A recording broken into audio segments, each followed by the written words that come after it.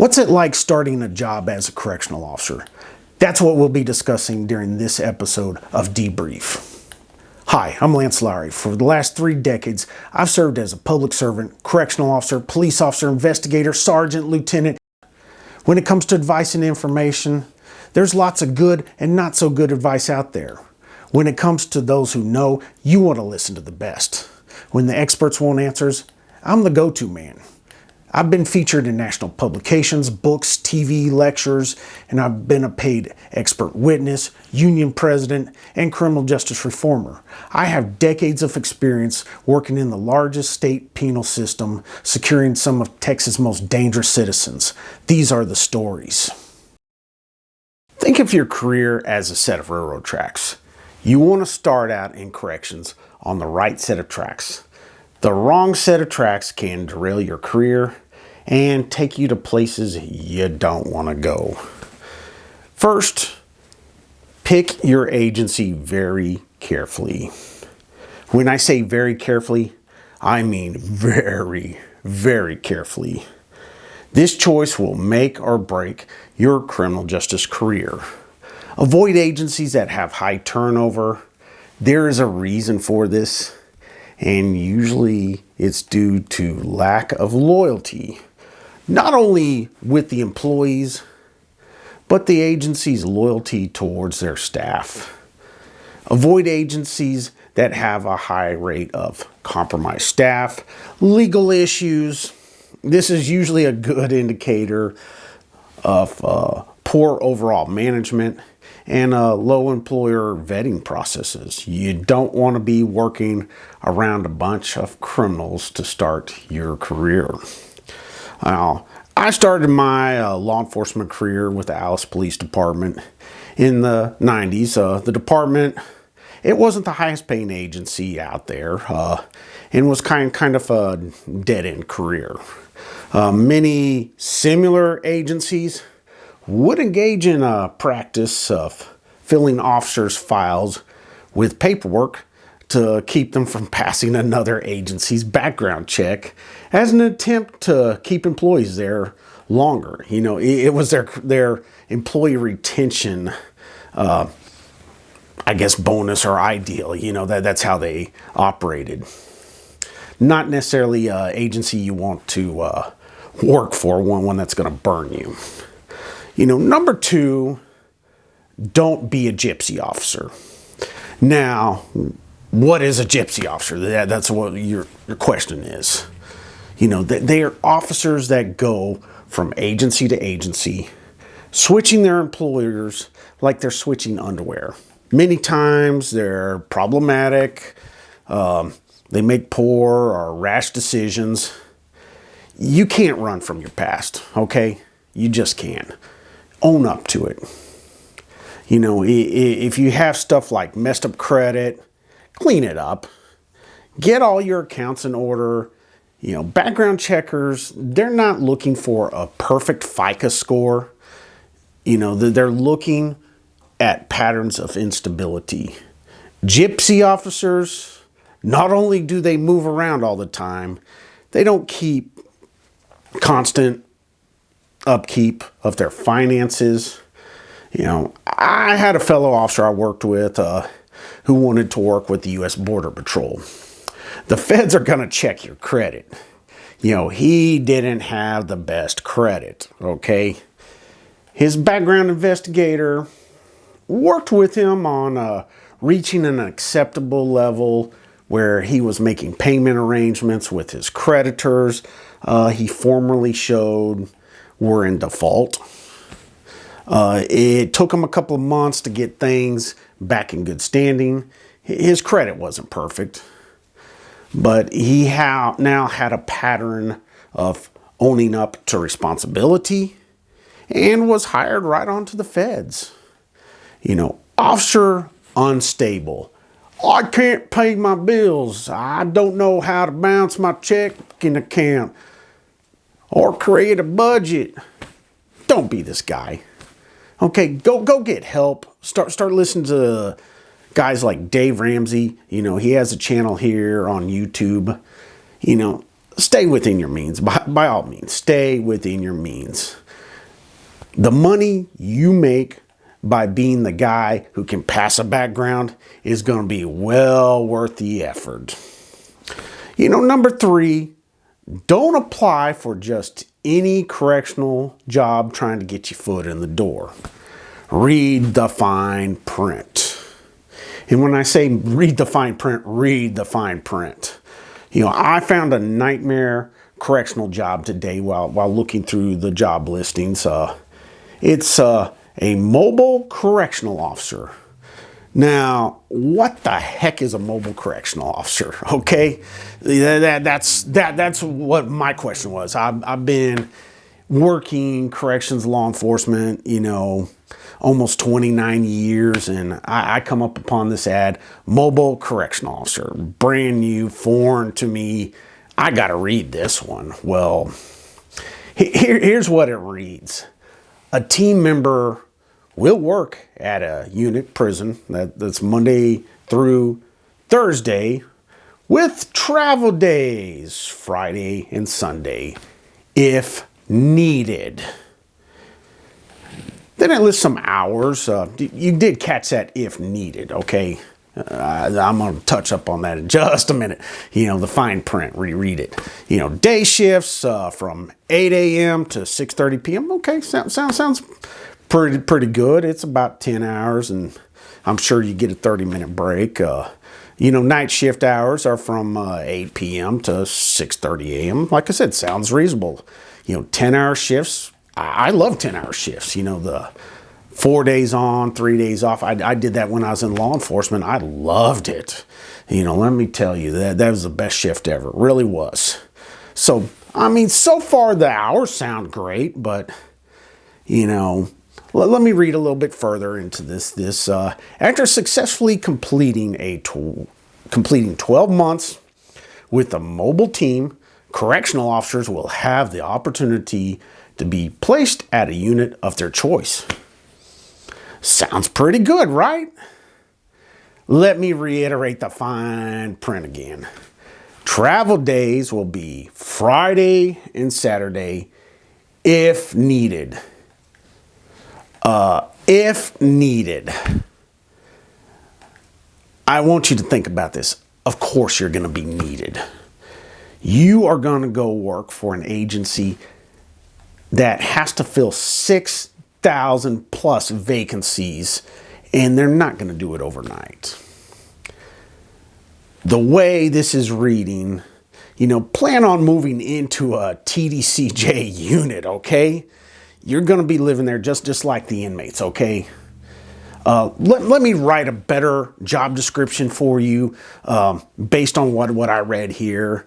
Hey, you're going to be going to the worst possible short-staffed prisons in Texas. You will enjoy traveling to podunk, redneck, oil-filled ghost towns and sampling a smorgasbord of feces concoctions thrown on you by Texas ADSEG and medium custody, closed custody inmates. Any questions? That's pretty much what it reads. Don't fall for it. Read the fine print. Number 4. I think I described something earlier in my description, podunk, oil-filled ghost towns. Yeah, okay. This is where we touch upon number 4. Location, location, location. Correctional work requires a lot of hours.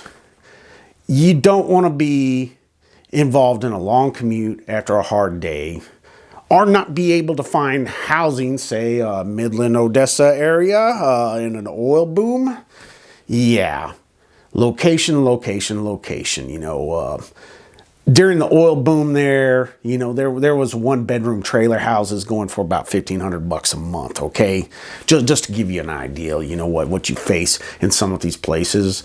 A lot of times they're not well sought after, and those $1,500 trailers are not nicely decorated either. People take them out of necessity because, these oil companies pay insane amounts to get people out to some of these communities. But, corrections, remember, After working all day, corrections is very mentally tasking. Sleep is a priority. The happiest I'd ever been was working 5 minutes away from my assigned unit. Okay.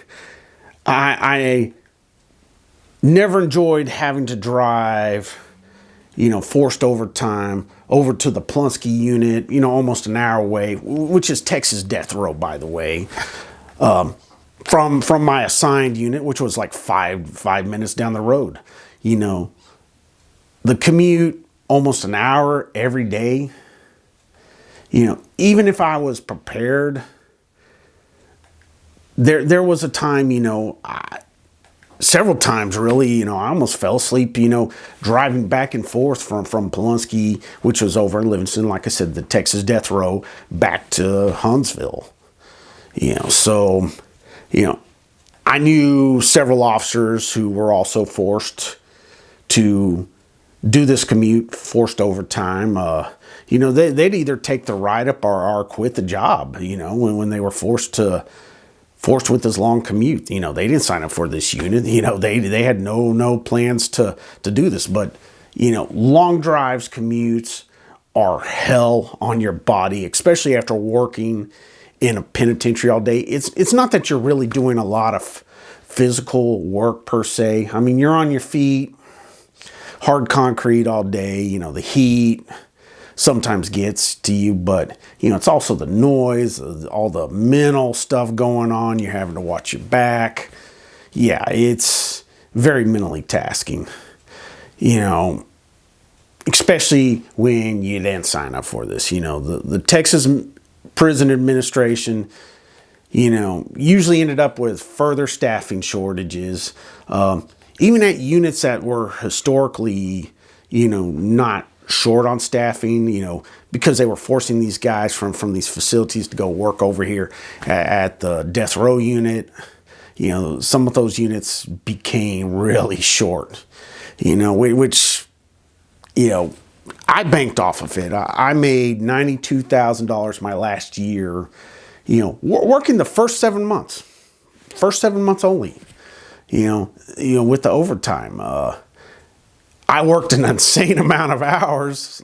Luckily, I kept my sanity, which is a priority. You don't want to lose it, but I'd planned on retiring, and well, I did. Which brings me to number 5. Look at the benefits package. Oh my gosh, there are so many people just look at pay. My benefits package was worth an extra 20 grand each year. I retired at age 47 with no penalty. Let me say that again. 47 with no penalty. Now, there's some people out there, no, you can't do that. Yeah, you can. I'm going to explain some stuff. I started out when I was 18 years old. I'd accumulated service time through another state trust fund when I'd left the state of Texas to work for a city as a peace officer. I had 29 years of service when I retired. Now, that's just on top of the physical time I worked. My sick leave with the state of Texas counted towards my service time. And the system allowed me to purchase an additional 3 years. 3 years of service, which I gladly did. On top of my defined benefit retirement, I also had 401k options, which I utilized, rolled over to purchase the additional service time. Now, not only did I beat the taxes on that money, I was able to cash in well ahead of everyone else without getting burned with excessive capital gains taxes. Now, what does that mean? It means I'm a millionaire, buddy, okay? Years of listening to inmates tell me, man, you stupid, you dumb, y'all don't get paid nothing. I make more money selling drugs.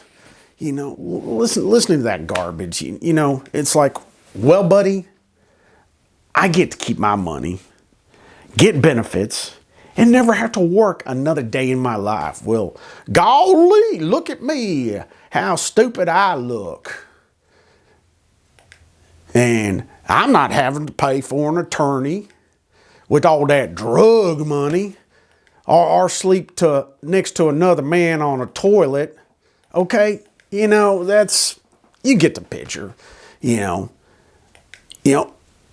which brings me to number 6. Okay, the dude on the toilet. Who the hell wants to end up there? 2 feet away from some dude on a toilet, going number 2 right there, right near your face. Okay, you need to look at conditions. I'm not talking living conditions here. That comes back to location back there, but why you choose your location, right? But number 6, look at your workplace conditions. If you're working anywhere in the South, it gets hot and humid in Texas, Louisiana, Mississippi, Alabama, Florida. Oh my gosh.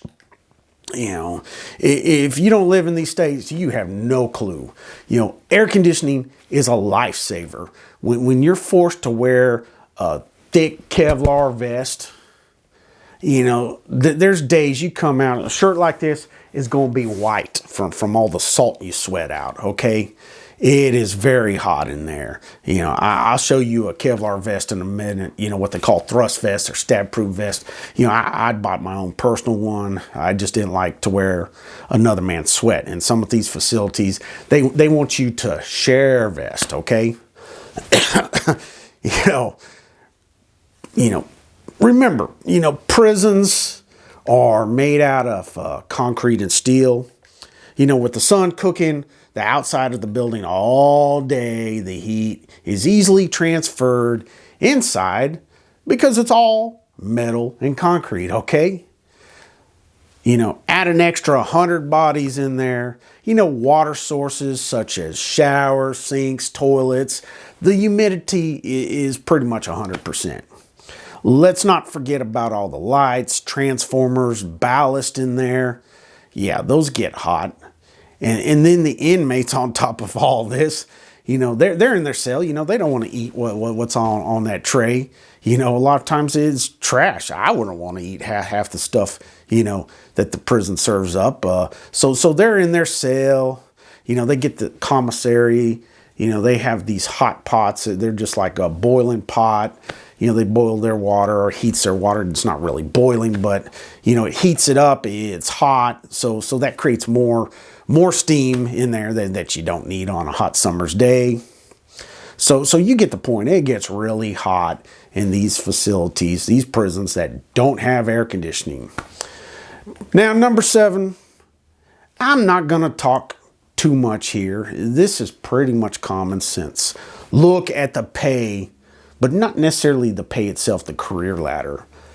As you go through your career, you want in built-in pay steps, career ladders is what they're called. Unfortunately, in TDCJ, Texas Department of Criminal Justice, they stopped the career ladder after 7 years. And, the idea was, you could promote up after that. Well, I promoted up and I found, upon making lieutenant, the grass was not greener on that other side. I missed out making overtime. I worked really long, hard hours with no compensation. As a CO, there were many years I made more than the warden without having the headaches they have to undergo, such as mama call, "You're abusing my baby."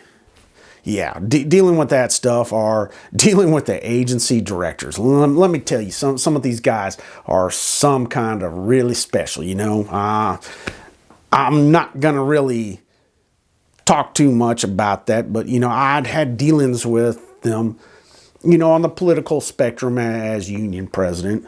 I quickly learned, they weren't any smarter than the average CO out there. These guys, they were just good old boys who played cards against people pretty well. That's like I said, I'm not going to go too much into that on this episode. I played chess though. Okay. We'll save that for another day, another day's topic and chat, but, realize, officers, they don't need to be afraid of people. You're walking in a prison, slamming that gate behind you, and there's murders in there. Okay. I was never scared of some pencil pushing bureaucrat out there, and never will be. It's still to this day, when I talk out, I get all sorts of hate mail, trolling from these guys. I don't care. I could care less. Like I said, I am not scared of no pencil pushing bureaucrat. I've had gunfire go my way. Okay. So, no, it don't work with certain people, but it's kind of funny how the administration has the cell warrior mentality, and you're going to learn what cell warriors, I hope, that this was helpful for you. If you ever have questions, feel free to drop a line, contact me. If you're a former CEO and would like to share some of your experiences, please reach out to me. I'd love to show a diversity of views, on this channel, on this program. One thing I've learned is there's no single person out there that's 100% right on all the business. Okay. It's the diversity which makes it, under the right circumstances, right situation. Some things work, some things don't work. This is human business, human interaction. And when you're dealing with humans, nothing's 100% predictable. Okay. Remember that nothing is, one thing, always learn to agree, to disagree, with your fellow officers you're working with, and run with what's in your heart, okay? Go with what is right. Like I said, at the end of the day, it's your choice. But thank you for watching, and subscribe for more great content.